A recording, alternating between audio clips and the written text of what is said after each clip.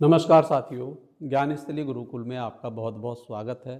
साथियों, हिंदी वर्णमाला का हमारा तीसरे चरण में बहुविकल्पीय प्रश्नों की श्रृंखला अभी शेष है। इन बहुविकल्पीय प्रश्नों की श्रृंखला से आप बहुत सारी चीज़ें सीखेंगे, तो इसको जल्दी कवर करते हैं। चलते हैं अपने टॉपिक की तरफ। ए और ए किस वर्ग में आते हैं? तो ये संयुक्त स्वर कहलाते हैं, यानी कि दो स्वरों के मेल से इनका निर्माण हुआ है, तो ये संयुक्त स्वर होते हैं और कंठ प्लस तालव्य ये माने जाते हैं। आगे चलते हैं। ओ और औ का उच्चारण कहां से होता है? तो ये कंठ और ओष्ठ दोनों से मिलकर होता है।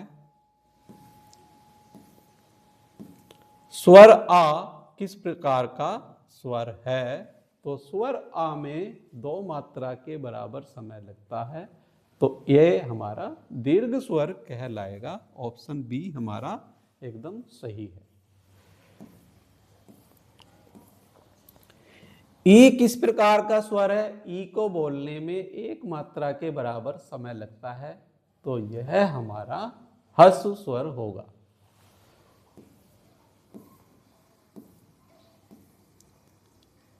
अणय किस वर्ग का व्यंजन है? अणय किस वर्ग का व्यंजन है?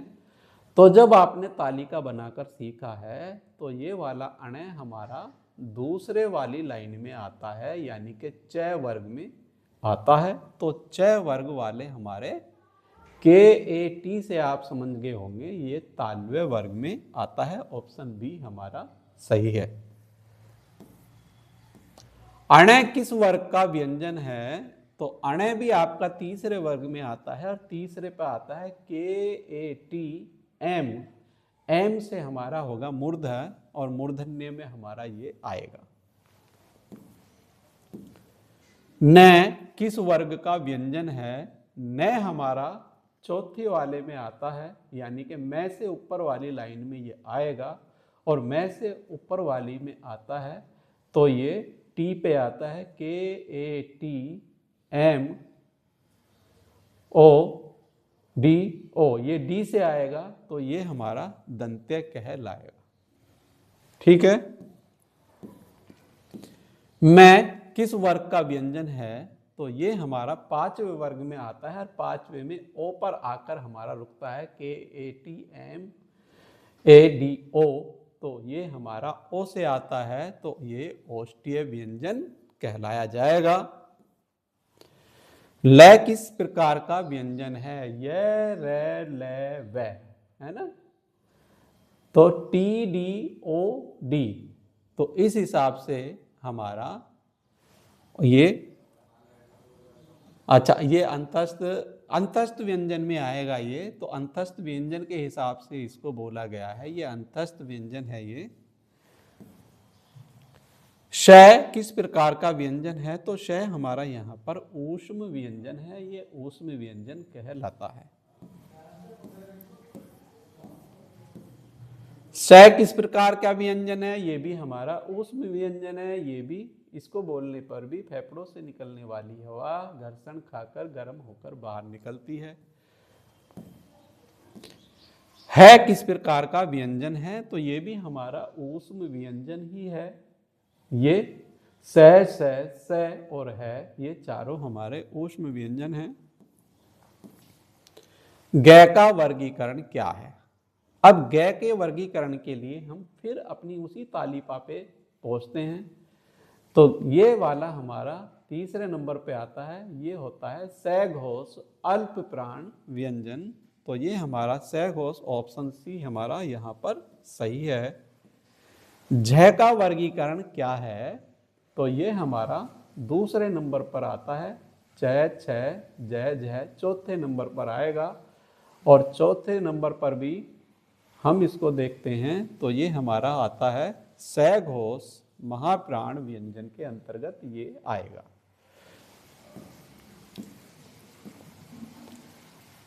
ठ किस प्रकार का व्यंजन है?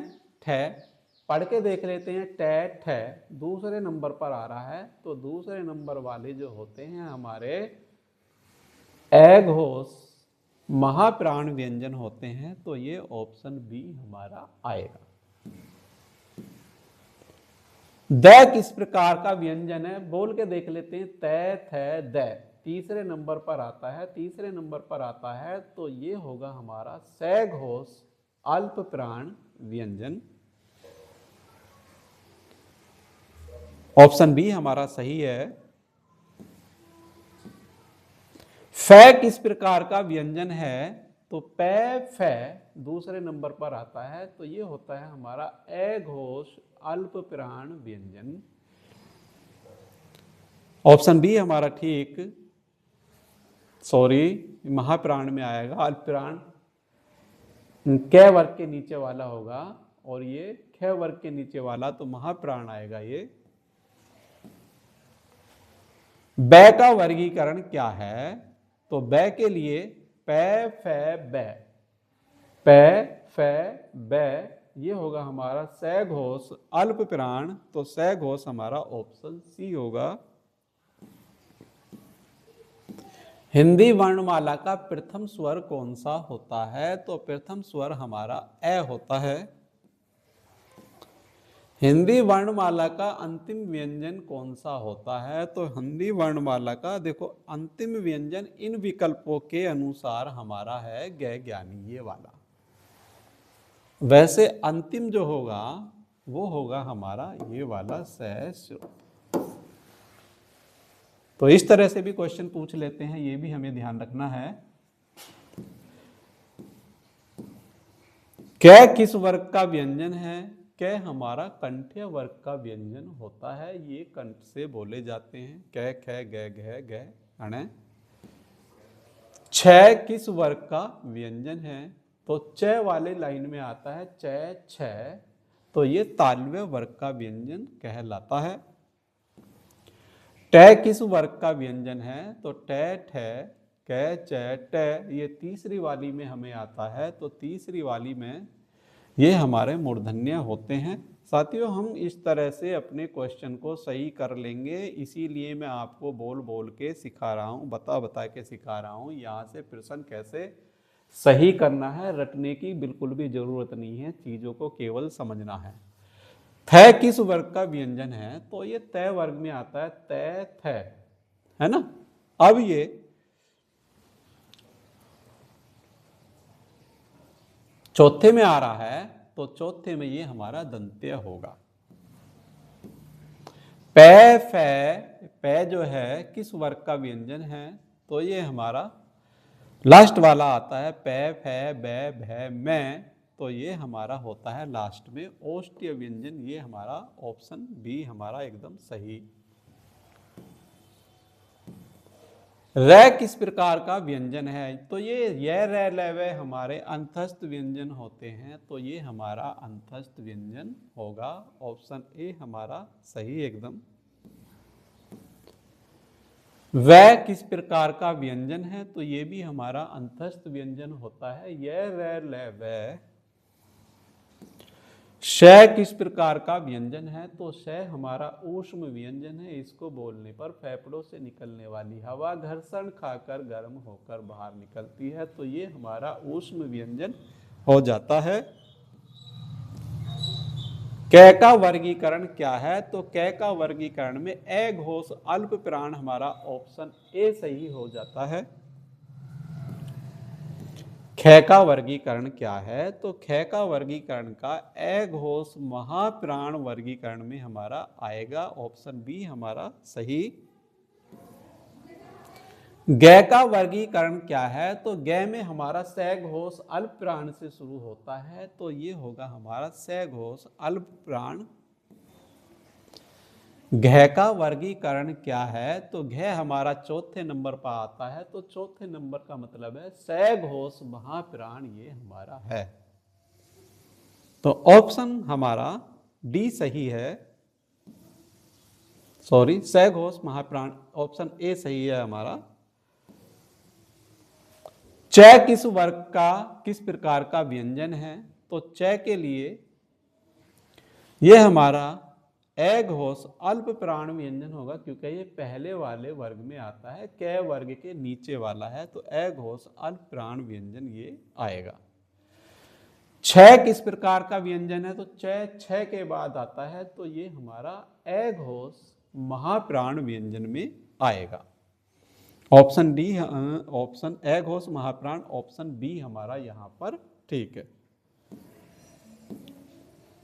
जय किस प्रकार का व्यंजन है, तो च छ जय तीसरे नंबर पर आता है। तीसरे नंबर का मतलब है स घोष अल्प प्राण व्यंजन। अब स घोष अल्प प्राण व्यंजन कौन सा है, तो ऑप्शन ए हमारा यहां पर सही है। झ किस प्रकार का व्यंजन है, तो च छ दूसरे च छ जय झ चौथे नंबर पर आ रहा है, तो ये चौथे नंबर के जो होते हैं हमारे स घोष महाप्राण व्यंजन होते हैं। तो स घोष महाप्राण व्यंजन ऑप्शन डी हमारा सही है।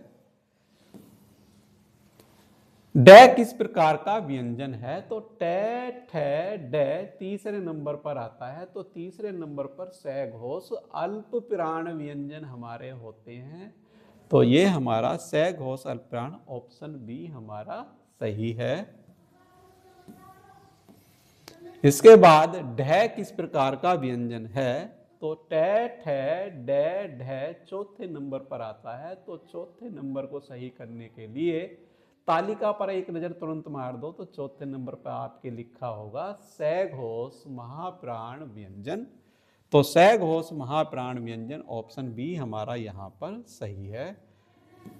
साथियों, इसी के साथ वर्णमाला से बहुविकल्पीय प्रश्नों की यह श्रृंखला हमारी पूरी हुई। इससे हमारी बहुत अच्छे से प्रैक्टिस हुई।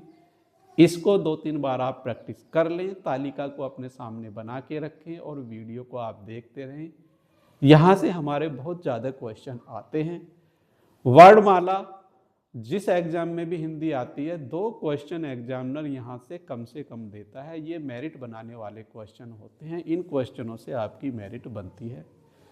तो ऐसे टॉपिकों को आप जरूर ध्यान दें जहाँ से मेरिट ज़्यादा से ज़्यादा बनने के चांस होते हैं। नॉर्मली तरीके से तो सभी पढ़ते हैं, लेकिन पढ़ने का एक अलग तरीका जो होता है जहाँ से हम मेरिट बना सकते हैं, अन्य स्टूडेंट से हम आगे निकल सकते हैं, वो इसी तरह के क्वेश्चन होते हैं। वीडियो यदि आपको अच्छी लगी है तो वीडियो को लाइक कीजिए, वीडियो को शेयर कीजिए, और यदि आपने हमारा चैनल सब्सक्राइब नहीं किया है तो चैनल को सब्सक्राइब कीजिए। आते हैं हिंदी की अगले वीडियो के साथ। तब तक के लिए जय हिंद, जय भारत, धन्यवाद साथियों।